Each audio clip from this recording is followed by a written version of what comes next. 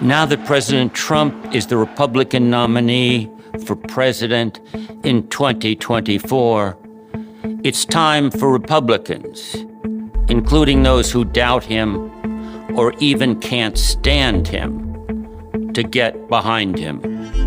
The times demand it. We are in a war fighting an enemy of revolutionaries that kick and spit on America. I call our enemy the woke regime or the group quota regime. This war is a contest between those who love America and those who hate it. But we do not have a commander-in-chief. You can't win a war without one. We shouldn't much care whether our commander-in-chief is a real conservative, whether he is a role model for children, or says lots of silly things, or whether he is modest or dignified. What we should care about is whether he knows we are in a war, knows who the enemy is, and knows how to win. Trump does. His policies are important, but not as important as the rest of him. Trump grasps the essential things. He understands the group quota regime is evil and will not stop until it destroys America. He is a fighter, bold, brave, and decisive, who has confidence in himself and his country. Trump never apologizes for America. He rightly believes America is the greatest country in history. Trump says, in effect, we have our culture. It's exceptional, and that's the way we want to keep it. And we won't keep it if we usher in millions of immigrants with cultures different from our own. Trump knows his job is to protect Americans and just Americans. Protect them not just from enemies abroad, but from the woke globalists within.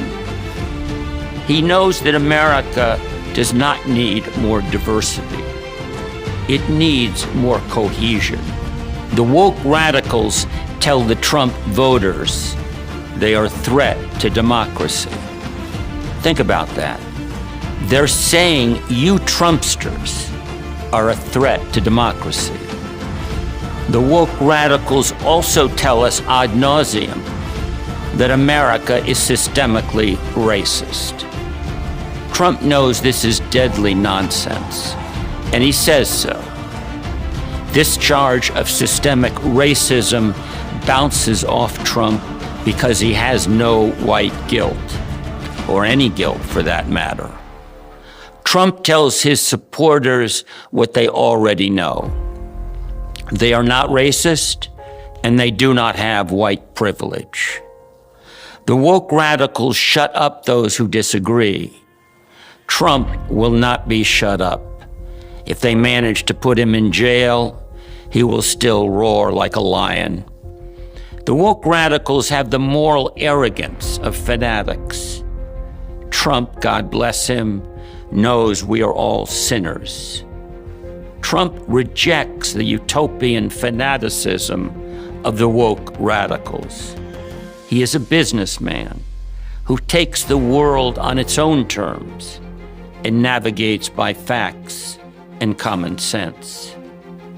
Trump's base knows firsthand the America that Trump wants to recover. They love him, and they know he loves them. They will fight for him because they know he will fight for them. Trump speaks to his supporters as fellow citizens, without any condescension or poll-tested BS. Despite his billions, he is one of them, an outsider looking in, a man who takes ketchup on his steak, and is as disgusted as they are with the anti-America elite. This natural appeal has molded everyday patriotic Americans into an army. We cannot stop the left's revolution and retake the nation without these men and women. Unlike most conservatives, they will actually fight for America. But they follow Trump. Without him, they stay home. With him, they are united and determined. At his rallies, his audience invariably breaks into chants of USA, USA.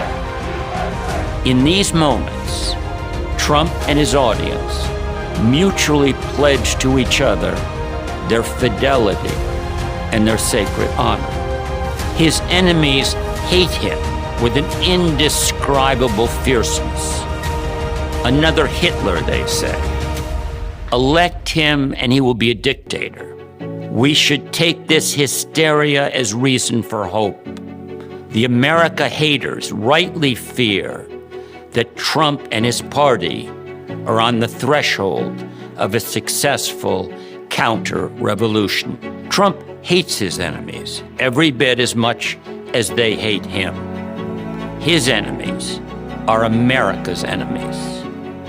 Trump is the most towering figure of our time. He has changed politics, not just in America, but in the West. If we are to take back America, we need someone who is unmovable, who has proven that he can stand up against the immensely powerful army of woke modernity that will attack him with all its might. Someone who will go after the deep state without pity or compassion. And someone who has the conviction that America is still the last best hope of Earth. That someone is Trump.